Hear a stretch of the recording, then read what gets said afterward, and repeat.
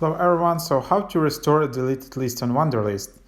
So super easy. Here we have a list groceries, so let's delete it. Click on more, edit list, delete list.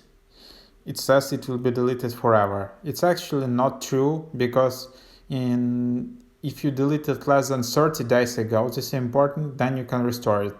If you delete it and more than 30 days passed, you can't restore it anymore. So just click on your account and go to files and then restore deleted list. So after that you will be redirected to wunderlist.com where you will need to sign in with your Wunderlist credentials. And here I have groceries and some other list which I deleted a while ago, and then I can just select this one and click restore it, and then you will see congrats, so data was successfully restored. Please go back to app.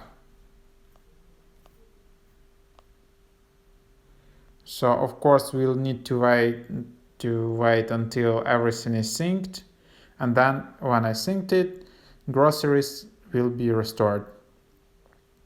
So there you have it. That's